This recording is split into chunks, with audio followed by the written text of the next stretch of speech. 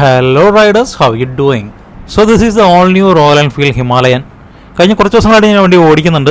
അപ്പോൾ ഇന്നത്തെ പോലെ ഈ വീഡിയോയിൽ വണ്ടിയുടെ പെർഫോമൻസ്, കംഫർട്ട്, മൈലേജ് തുടങ്ങി ഈ വണ്ടിയെ പറ്റി നിങ്ങൾ അറിഞ്ഞിരിക്കേണ്ട എല്ലാ കാര്യങ്ങളും ഡിസ്കസ് ചെയ്യുന്നുണ്ടാവും. പഴയ ഹിമാലയൻ 411 കമ്പയർ ചെയ്യുമ്പോൾ ഈ വണ്ടിയിൽ ഒരുപാട് മാറ്റങ്ങൾ വന്നിട്ടുണ്ട്. പുതിയ എഞ്ചിൻ, ഷാസി, ഫീച്ചേഴ്സ്, ലുക്സ് തുടങ്ങി അടിമുടി മാറിയിട്ടാണ് പുതിയ ഹിമാലയൻ വന്നിരിക്കുന്നത്. പഴയ Himalayan 411 royal Enfield officially discontinue ചെയ്തിട്ടുണ്ട്. സെയിം എഞ്ചിൻ വരുന്ന സ്ക്രാം 411 ഇപ്പോഴും അവൈലബിൾ ആണ്, പക്ഷേ വിത്തിൻ 1 ഇയർ അതും ഡിസ്കണ്ടിന്യൂ ആയിരിക്കും. ആദ്യം ലുക്സിലോട്ട് വരുമ്പോൾ this is A huge motor cycle. Single cylinder സെഗ്മെന്റിൽ എല്ലാ വണ്ടികളും എടുത്താലും ഏറ്റവും സൈസ് വരുന്ന വണ്ടി ഇതായിരിക്കും. KTM SD അഡ്വഞ്ചേഴ്സ് അല്ലെങ്കിൽ GS 310 സൈസ് വണ്ടിക്ക് ഫീൽ ചെയ്യുന്നുണ്ട്. ഈ വണ്ടിയുടെ ഫസ്റ്റ് ഇമേജ് വന്ന സമയത്ത് എക്സ്പൾസിന്റെ ടാങ്ക് ഡിസൈൻ കോപ്പി അടിച്ചെന്ന് പറഞ്ഞ് ഒരുപാട് ട്രോൾസ് ഒക്കെ വന്നിട്ടുണ്ടായിരുന്നു. പക്ഷേ ഇൻ പേഴ്സൺ നമ്മൾ കാണുമ്പോൾ this looks nothing like an Xpulse. 17 ലിറ്ററിന്റെ മാസീവ് ടാങ്കാണ് വന്നിരിക്കുന്നത്. അതിന് പുറത്തായിട്ട് ഒരു ഗാർഡും കൂടെ കൊടുത്തപ്പോൾ വണ്ടിയുടെ സൈസ് നല്ല രീതിയിൽ പ്രൊജക്ട് ചെയ്ത് നിൽക്കുന്നുണ്ട്. ഇനി ലുക്സ് എപ്പോഴും സബ്ജക്റ്റീവ് ആണ്. പേഴ്സണലി എനിക്ക് എൻ്റെ ലുക്സ് ഒരുപാട് ഇഷ്ടപ്പെട്ടു. പഴയ ഹിമാലയൻ ഷാസി ക്വാളിറ്റി ഇഷ്യൂസ് നമ്മൾ ഒരുപാട് കേട്ടുള്ളതാണ്, പക്ഷേ ഇതിൽ ബ്രാൻഡ് ന്യൂ ഷാസിയാണ് വരുന്നത്. LED ഹെഡ്ലൈറ്റാണ് ഫ്രണ്ടിൽ വരുന്നത്. ഷോവയുടെ 200 mm ട്രാവൽ വരുന്ന ഫ്രണ്ട് സസ്പെൻഷൻ വരുന്നുണ്ട്. സൂപ്പർ മെറ്റീരിയലിന് ശേഷം ഈ വണ്ടിയിൽ ഒരു ഷോവയുടെ USD ഫോക്സ് ആണ് കൊടുത്തേക്കുന്നത്. ഷോവ എന്ന് പറയുന്നത് ഒരു ഇന്റർനാഷണൽ സസ്പെൻഷൻ മാനുഫാക്ചറിംഗ് കമ്പനിയാണ്. Performance motor cycles, especially Honda പോലെ ബ്രാൻഡ്സ് ഒക്കെ ഷോവയുടെ സസ്പെൻഷനാണ് യൂസ് ചെയ്യുന്നത്. സോ അതിൽ നിന്ന് മനസ്സിലാക്കാം റോയൽ എൻഫീൽഡ് ഈ വണ്ടിയിൽ ക്വാളിറ്റിയിൽ എത്രമാത്രം ശ്രദ്ധിച്ചിട്ടുണ്ടെന്ന്. ഇനി വീൽസിലോട്ട് വരുമ്പോൾ ഫ്രണ്ടിലെ 90 സെക്ഷൻ 21 ഇഞ്ചിന്റെ വീലാണ് വരുന്നത്. അതുപോലെ 320 mm ഡബിൾ പിസ്റ്റൺ ബൈബ്രേക്ക് കാലിപ്പേഴ്സും വരുന്നുണ്ട്. ഇനി റിയറിലേക്ക് വരുമ്പോൾ ഇവിടെ ലിങ്കേജ് ടൈപ്പ് മോണോഷോക്കാണ്. നോർമൽ ഷോക്കിനേക്കാളും ലിങ്കേജ് ടൈപ്പ് കുറച്ചും കൂടി പ്രീമിയം ആണ്. ഇതും 200 mm ട്രാവൽ ഓഫർ ചെയ്യുന്നുണ്ട്. അതുപോലെ 17 ഇഞ്ചസിന്റെ വീൽസും 140 സെക്ഷന്റെ ടയേഴ്സും 270 mm ഡിസ്കിൽ സിംഗിൾ പിസ്റ്റൺ ബൈബ്രേക്ക് കാലിപ്പേഴ്സ് വരുന്നുണ്ട്. ഒരു കാര്യം വിട്ടുപോയത്, ഇതിൽ ട്യൂബ്ഡ് വീൽസാണ് വരുന്നത്. Tubeless spoke wheels within 2-3 months ഇന്ത്യയിൽ അവൈലബിൾ ആവുമെന്നാണ് റോയൽ എൻഫീൽഡ് പറയുന്നത്. അതിന്റെ കോസ്റ്റ് നമുക്കൊരു 10,000 to 20,000 അതിന് എക്സ്പെക്ട് ചെയ്യാം. ഇൻ കേസ് നിങ്ങൾ ഈ വണ്ടി എടുക്കുന്നുണ്ടെങ്കിൽ ട്യൂബ്ലെസ് സ്പോക്ക് വീൽസ് ഉറപ്പായിട്ട് ഞാൻ റെക്കമെൻഡ് ചെയ്യും. ഇനി സീറ്റ്സിലോട്ട് വരുമ്പോൾ അത്യാവശ്യം വൈഡും ലെങ്തി ആയിട്ടുള്ള സീറ്റ്സ് ആണ്. ഒരു കുഷനിങ് ഫീൽ കിട്ടുന്നുണ്ട്. കംഫർട്ടിനെ പറ്റി റൈഡ് റിവ്യൂവിൽ പറയാം. ഇനി എൻ്റെ ഇൻസ്ട്രുമെന്റ് ക്ലസ്റ്റർ നമ്മൾ എടുത്തു പറയേണ്ട ഒരു കാര്യമാണ്. ലുക്ക് വൈസ് പഴയ ഹിമാലയൻ്റെ ഒരു കോക്പിറ്റ് കുറച്ചും കൂടി ബെറ്റർ ആയിരുന്നു. ഇതൊരു സിംഗിൾ യൂണിറ്റ് ഇൻസ്ട്രുമെന്റ് ക്ലസ്റ്ററാണ് വരുന്നത്.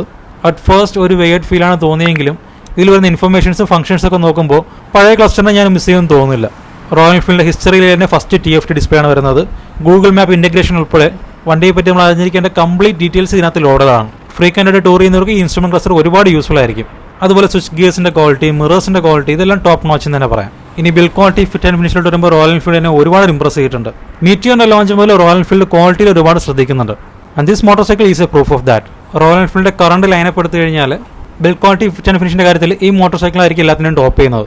And that includes the latest twins as well. So to conclude, വണ്ടി നമ്മൾ നേരിട്ട് കാണുമ്പോഴും വണ്ടി വാക്ക് അറൗണ്ട് ചെയ്താലും അല്ലെങ്കിൽ വണ്ടി നിന്ന് ഫീൽ ചെയ്താലും the overall feedback is just wow. പക്ഷേ ലുക്സ് മാത്രം പോരല്ലോ, ഇതിന്റെ വർക്ക് എത്രത്തോളം ഉണ്ടെന്ന് അറിയണ്ടേ. So let's ride. 825 mm ആണ് ഇതിന്റെ സ്റ്റാൻഡേർഡ് സീറ്റ് ഹൈറ്റ് വരുന്നത്. അത് നമുക്ക് 845 mm ആയിട്ട് കൂട്ടാനും പറ്റും. 805 എന്നുള്ള ലോവർ സീറ്റ് ഹൈറ്റ് ഓപ്ഷനും റോയൽ എൻഫീൽഡ് പ്രൊവൈഡ് ചെയ്യുന്നുണ്ട്. അത് നമുക്ക് 825 ആയിട്ട് കൂട്ടാനും പറ്റും. ഈവൻ്റെ ഇപ്പോഴത്തെ ഹൈറ്റ് 825 ആണ്, അതായത് സ്റ്റാൻഡേർഡ് ഹൈറ്റ്. എൻ്റെ 2 ഫുഡ് എനിക്ക് ഈസിലി പ്ലാൻ ചെയ്യാൻ പറ്റുന്നുണ്ട്. 196 kg ആണ് വെയിറ്റ് വരുന്നത്. നമ്മുടെ 2 ഫുഡും പ്ലാൻ ചെയ്യാൻ പറ്റുന്നുണ്ടെങ്കിൽ ആ ഒരു വെയിറ്റ് ഫീൽ ചെയ്തില്ല. പക്ഷേ പാർക്കിങ്ങിലൊക്കെ വണ്ടി ഉരുട്ടിയെടുക്കാൻ പറ്റുന്നതിൻ്റെ ഒരു ഈസിനെസ് നമ്മുടെ സ്ട്രെങ്ത് പോലെ ഇരിക്കും. വണ്ടിയുടെ ലെങ്ത്തും ഇത്തിരി കൂടുതലാണ്, പക്ഷേ പ്രാക്ടീസ് ചെയ്ത് കഴിഞ്ഞാൽ നമുക്ക് റെഡിയാക്കി എടുക്കാൻ പറ്റുന്നതേ ഉള്ളൂ. ഇനി ഹാൻഡ് ബാറിലേക്ക് പിടിക്കുമ്പോൾ വളരെ അപ്രൈറ്റ് ആൻഡ് റിലാക്സ്ഡ് ആയിട്ടുള്ള പൊസിഷനാണ്. ഹാൻഡ് ബാർ 3 റൈസ് ആയിട്ടാണ് നിൽക്കുന്നത്. ഫുഡ് പെക്സ് സ്ലൈറ്റ് ആയിട്ടൊന്ന് പുറകിലോട്ടാണ്. സോ ഓവറോൾ ഒരു കംപ്ലീറ്റ്ലി റിലാക്സ്ഡ് പൊസിഷനാണ്. ഒരിടത്തും ഒരു പ്രഷർ പോയിന്റ് ഒന്നും ഫീൽ ചെയ്തില്ല. ഇനി ഹാൻഡ്ലിംഗ് നോക്കുകയാണെങ്കിൽ ഇത്രയും ഹെവി ആയിട്ടുള്ള വണ്ടിയാണ് നമുക്ക് ഫീൽ ചെയ്യത്തില്ല. പഴയ ഹിമാലയായിട്ട് കമ്പയർ ചെയ്യുമ്പോൾ ഇതിൽ 3 കിലോളം വെയിറ്റ് കുറവാണ്. സിറ്റീസിൽ ബമ്പർ ടു ബമ്പർ ട്രാഫിക്കിലൊക്കെ ഞാൻ ഒരുപാട് ഓടിച്ചതാണ്. ഒരിടത്ത് പോലും വണ്ടിയുടെ വെയിറ്റ് എനിക്കൊരു ഇഷ്യൂ ആയിട്ട് തോന്നിയിട്ടേ ഇല്ല. അതുപോലെ ടേണിംഗ് റേഡിയസ് കുറവായതുകൊണ്ട് വണ്ടി നമുക്ക് എങ്ങനെ വേണമെങ്കിൽ തിരിച്ചെടുത്തുകൊണ്ട് പോകാൻ പറ്റും. വണ്ടി ഫ്ലിക്ക് ചെയ്യാനോ പെട്ടെന്ന് ഡയറക്ഷൻ ചേഞ്ച് ചെയ്യാനൊന്നും ഒരു ബുദ്ധിമുട്ടില്ല. പഴയ ഹിമാലയായിട്ട് കമ്പയർ ചെയ്യുമ്പോൾ ഇതിന് ഹാൻഡ്ലിംഗ് ഒരുപാട് ബെറ്റർ ആണ്. It's much easier. So conclude ചെയ്യുകയാണെങ്കിൽ നിങ്ങൾ 2 കാര്യങ്ങൾക്ക് എത്രത്തോളം ഈസി ആയിട്ട് നിലത്ത് കുത്താൻ പറ്റുന്നുണ്ടോ അത്രയും ഈസി ആയിരിക്കും വണ്ടി ഹാൻഡിൽ ചെയ്യാൻ.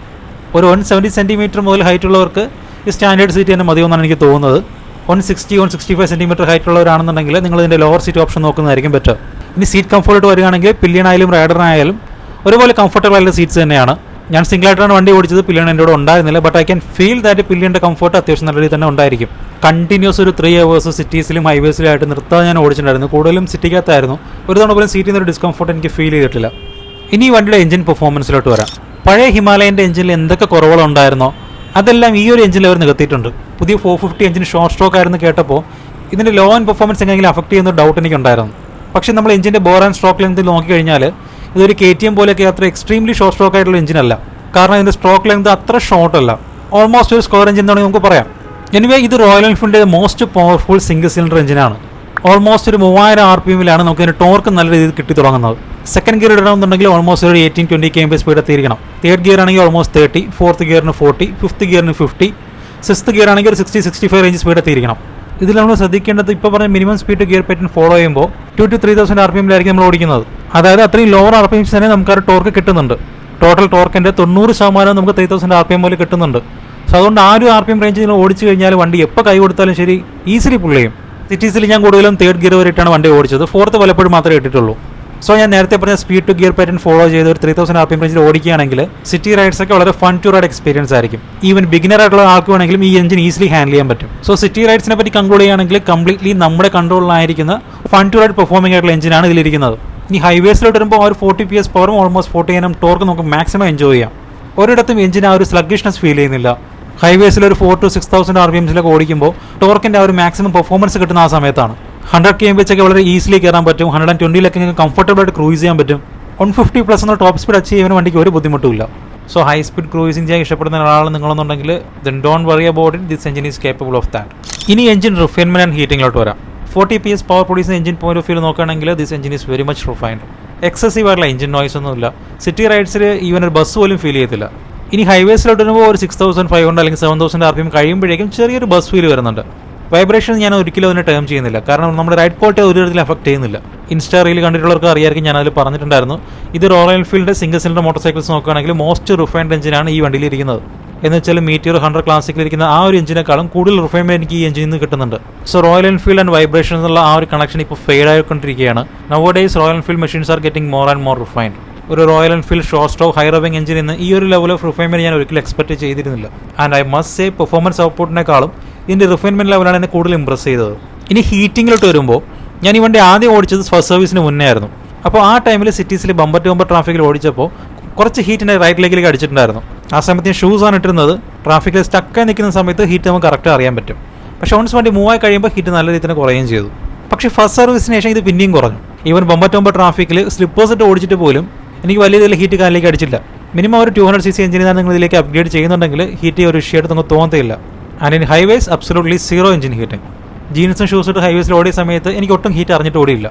ഇനി ക്ലച്ച് ആൻഡ് ഗിയർ ഫീലിട്ട് വരികയാണെങ്കിൽ അസിസ്റ്റൻസ് റിപ്ലോ ക്ലച്ച് വരുന്നുണ്ട്. അതുകൊണ്ട് തന്നെ ക്ലച്ച് ഫീറ്റ് വളരെ ലൈറ്റാണ്. സ്റ്റാൻഡേർഡ് ഓടിച്ച സമയത്ത് എനിക്ക് വിരലിനൊക്കെ നല്ല വേദന ഉണ്ടെന്ന് ഞാൻ പറഞ്ഞിട്ടുണ്ടായിരുന്നു. അപ്പോൾ ആ ഒരു ഇഷ്യൂ ഒന്നും ഈ വണ്ടിയിൽ വരത്തില്ല.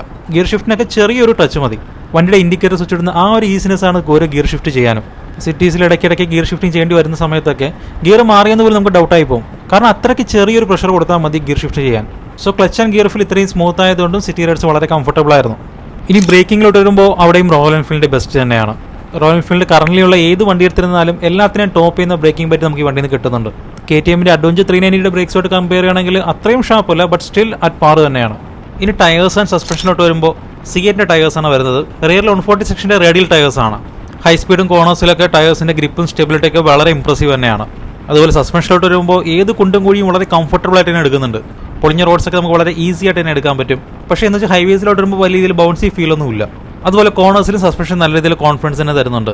സോ ഓവറോൾ ഒരു കംപ്ലീറ്റ് കംഫർട്ടബിൾ റൈഡ് തന്നെയാണ് സസ്പെൻഷൻ ടയേഴ്സ് എൻഷുർ ചെയ്യുന്നത്. ഇനി ഒരു ടൂറിംഗ് ക്യാപ്പബിലിറ്റീസ് വരികയാണെങ്കിൽ there is no question about it. ടൂറിങ്ങിന് വേണ്ടി തന്നെ ബിൽറ്റ് ചെയ്തിരിക്കുന്ന മെഷീനാണ്.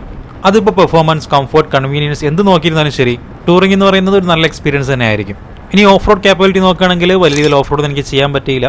സിറ്റിക്കകത്ത് തന്നെ പല ഭാഗത്തും മെയിൻ റോഡ് ഓഫ് റോഡാക്കി ഇട്ടിട്ടുണ്ടായിരുന്നു. അവിടെയാണ് ഞാൻ വണ്ടി ഓടിച്ചത്. 230 mm ഗ്രൗണ്ട് ക്ലിയറൻസും ഈ ഒരു സസ്പെൻഷൻ ട്രാവലൊക്കെ വെച്ചിട്ട് ഈ വണ്ടി കൊണ്ട് നിങ്ങൾക്ക് എവിടെ വേണം കയറി പോകുന്നുള്ള കാര്യത്തിൽ സംശയമൊന്നും വേണ്ട.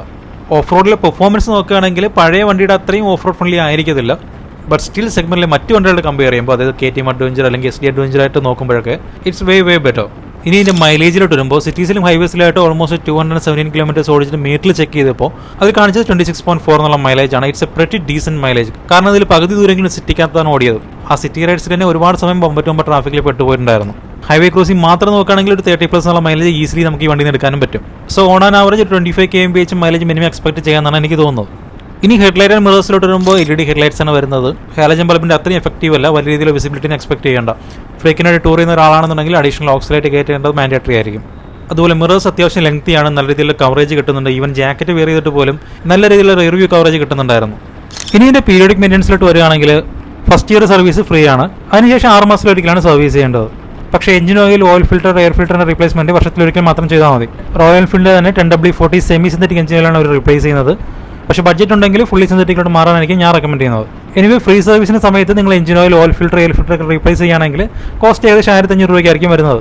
പെയ്ഡ് സർവീസിൻ്റെ ലേബർ കോസ്റ്റ് എത്രയാണ് നമുക്കറിയില്ല. പഴയ 411 അത് ഏകദേശം 800 രൂപ റേഞ്ചിലായിരുന്നു. ഇതിന് നമ്മൾ ഒരു 1000 രൂപ കണക്ക് കൂട്ടിയാലും engine oil, oil filter, air filter ഒക്കെ റീപ്ലേസ് ചെയ്യുന്ന പെയ്ഡ് സർവീസിൻ്റെ കോസ്റ്റ് ഏകദേശം 2500, റീപ്ലേസ്മെൻ്റ് ഒന്നും വരാത്ത സർവീസിൻ്റെ കോസ്റ്റ് ഏകദേശം 1000 രൂപ റേഞ്ചിലേക്ക് നമുക്ക് എക്സ്പെക്ട് ചെയ്യാൻ പറ്റുന്നത്. സോ ടോട്ടൽ ഒരു വർഷത്തേക്ക് 4000 രൂപയ്ക്കകത്തുള്ള സർവീസ് കോസ്റ്റ് ആയിരിക്കും വരുന്നത്. ഇതിൽ ഞാൻ spark plug, chain, brake pads പോലുള്ള പാർട്സിൻ്റെ കോസ്റ്റ് ഒന്നും കൂട്ടിയിട്ടില്ല. ഇനി വേരിയൻസിലോട്ട് വരുവാണെങ്കിൽ 5 ഡിഫറെൻറ്റ് കളേഴ്സിലാണ് വരുന്നത്. ഇതെല്ലാത്തിൻ്റെ ഫീച്ചേഴ്സും സ്പെക്സും എല്ലാം സെയിം തന്നെയാണ്, ഓൺലി കളർ ഡിഫറൻസ് മാത്രമേ വരുന്നുള്ളൂ. ബേസ് വേരിയൻ്റായ കാസ ബ്രൗണിൻ്റെ ഓൺ റോഡ് പ്രൈസ് 3.47, ടോപ്പ് വേരിയൻ്റായ ഹാൻലി ബ്ലാക്കിൻ്റെ ഓൺ റോഡ് പ്രൈസ് 3.62 ആണ്. ഇനി ആക്സസറീസിലോട്ട് വരികയാണെങ്കിൽ മറ്റു വണ്ടികളെ പോലെ ഒരുപാട് ആക്സസറീസ് ഒന്നും വരുന്നില്ല, കാരണം ഇതിലെല്ലാം ഓൾറെഡി ഇൻബിൽട്ട് ആണ്. ഫ്രീക്വന്റ് ഹൈവേ ടൂറിംഗ് ചെയ്യുകയാണെങ്കിൽ കുറച്ചുകൂടി ടാളായിട്ടുള്ള വൈസർ ഉണ്ട്, അതെടുക്കുന്നത് നന്നായിരിക്കും. അതുപോലെ ട്യൂബ്ലെസ് സ്പോക്ക് വീൽസ് ഒരു ആക്സസറി ആയിട്ട് ഉടൻ തന്നെ വരുന്നതായിരിക്കും. ഇന്ത്യയിൽ അത് ഇതുവരെ അപ്രൂവ് ആയിട്ടില്ല, ഒരു 2-3 months എങ്കിലും മിനിമം എടുക്കുന്നതാണ് റോയൽ എൻഫീൽഡ് പറയുന്നത്. ഇനി വണ്ടി ആരൊക്കെ വാങ്ങണം എന്നോട് ചോദിച്ചു കഴിഞ്ഞാൽ, നിങ്ങൾ ഓൾറെഡി പഴയ ഹിമാലയൻ്റെ ഫാനാണ്, പക്ഷേ ഈ പുതിയ വേർഷൻ എടുക്കണമെന്നുള്ള ഡൗട്ട് നിങ്ങൾക്ക് ഉണ്ടെങ്കിൽ ഞാൻ പറയും വേറെ അതിനെപ്പറ്റി ആലോചിക്കേണ്ട കാര്യമില്ല, ജസ്റ്റ് ഗോ ഫോർ ഇറ്റ്. കാരണം പഴയ വണ്ടിയുടെ ഓണേഴ്സ് റേസ് ചെയ്തിരുന്ന കുറ്റവും കുറവൊക്കെ മാക്സിമം ക്ലിയർ ചെയ്യാൻ റോയൽ എൻഫീൽഡ് വണ്ടിയിൽ ശ്രമിച്ചിട്ടുണ്ട്, അത് മാക്സിമം സക്സസ്സും ആയിട്ടുണ്ട്. ഇനി നിങ്ങൾ ഒരു വണ്ടിയുടെ ഫാൻ അല്ല, പക്ഷേ 3.5 lakhs ഒരു ബഡ്ജറ്റ് നിങ്ങളുടെ കയ്യിലുണ്ട്, നിങ്ങൾക്ക് വേണ്ടത് പ്രീമിയം ക്വാളിറ്റി വെൽ പെർഫോമിംഗ് ആയിട്ടുള്ള അഡ്വഞ്ചർ ടൂറാണ്, അല്ലെങ്കിൽ അഡ്വഞ്ചർ നിങ്ങൾ അധികം ചെയ്യുന്നില്ല, ജസ്റ്റ് ഒരു ടൂറാണെങ്കിൽ പോലും നിങ്ങൾക്ക് വേണ്ടി കൺസിഡർ ചെയ്യാം. ഈ വണ്ടി വാങ്ങാതിരിക്കുന്ന റീസൺസ് ചോദിച്ചു കഴിഞ്ഞാൽ എനിക്ക് ഒറ്റ റീസണേ പറയാനുള്ളൂ, ലോ സീറ്റ് വെച്ചിട്ട് നിങ്ങൾക്ക് വണ്ടിയിലിരിക്കുമ്പോൾ ഫുഡ് പ്ലാൻ ചെയ്യാൻ പറ്റുന്നില്ല, അല്ലെങ്കിൽ വണ്ടി ഹാൻഡിൽ ചെയ്യാൻ പറ്റുന്ന കോൺഫിഡൻസ് നിങ്ങൾക്ക് തന്നെ ഇല്ലാന്നുണ്ടെങ്കിൽ നിങ്ങൾ സ്കിപ്പ് ചെയ്യുന്നതായിരിക്കും നല്ലത്. ലോവർ സീറ്റ് വെച്ചിട്ട് മിനിമം 160 cm മുകളിലുള്ളവർക്ക് വണ്ടി ഹാൻഡിൽ ചെയ്യാൻ പറ്റുമെന്നാണ് എനിക്ക് തോന്നുന്നത്. അങ്ങനെയാണെങ്കിൽ ഒരുവിധപ്പെട്ട എല്ലാവർക്കും ഈ വണ്ടി ഓൺ ചെയ്യാൻ പറ്റും. വണ്ടി ഹാൻഡിൽ നിങ്ങൾക്ക് ബുദ്ധിമുട്ടും തോന്നുന്നുണ്ടെങ്കിൽ വേറെ ഒന്നിനെ പറ്റി ആലോചിക്കേണ്ട, ജസ്റ്റ് ബുക്ക് ഇറ്റ്. December 31 ശേഷം ഒരു പ്രൈസേക്ക് വരുന്നതാണ് റോയൽ എൻഫീൽഡ് പറയുന്നത്. മിനിമം ഒരു 5000 rupees എങ്കിലും കൂടുന്നതാണ് ഞാൻ വിചാരിക്കുന്നത്. ഇനി ട്രിവാൻഡ്രത്ത് വണ്ടി എടുക്കുന്നവർക്ക് ഞാൻ സ്റ്റാച്യൂലുള്ള മരിക്കർ ഷോറൂമാണ് റെക്കമെൻഡ് ചെയ്യുന്നത്. നമ്മുടെ യൂട്യൂബ് ഇൻസ്റ്റാ ഫാമിലി പലർക്കും അവിടുന്ന് വണ്ടി എടുത്തിട്ട് നല്ല എക്സ്പീരിയൻസ് ആണ് കിട്ടിയിട്ടുള്ളത്. ഞാൻ അവരുടെ നമ്പർ ഇവിടെ കൊടുത്തേക്കാം. ഹിമാലയനെ പറ്റി എന്തൊക്കെ ഡൗട്ട്സ് ഉണ്ടോ അതെല്ലാം നിങ്ങൾ കമൻറ്റ് ചെയ്യുക. ഞാനൊരു Q&A വീഡിയോ ചെയ്യുന്നുണ്ടാവും. ഈ ആഴ്ച തന്നെ ആ വീഡിയോ വരും. സോ അത്രയൊക്കെയാണ് പുതിയ റോയൽ എൻഫീൽഡ് ഹിമാലയനെ പറ്റി എനിക്ക് പറയാനുള്ളത്. നിങ്ങൾ അറിയേണ്ട അല്ലെങ്കിൽ അറിയാൻ ആഗ്രഹിച്ച കാര്യങ്ങൾ ഞാൻ ഇതിൽ ഷെയർ ചെയ്യുമെന്ന് വിചാരിക്കുന്നുണ്ട്. സ്റ്റിൽ എന്തെങ്കിലും വിട്ടുപോയിട്ടുണ്ടെങ്കിൽ കമൻറ്റ് ചെയ്യുക, അല്ലെങ്കിൽ ഇൻസ്റ്റയിലേക്ക് ഡയറക്റ്റ് മെസ്സേജ് അയക്കുക. ഈ വീഡിയോ ഇഷ്ടപ്പെട്ടെന്ന് കരുതുന്നു. പുതിയ വീഡിയോ ഉടൻ തന്നെ കാണാം. Till then ride safe, bye bye.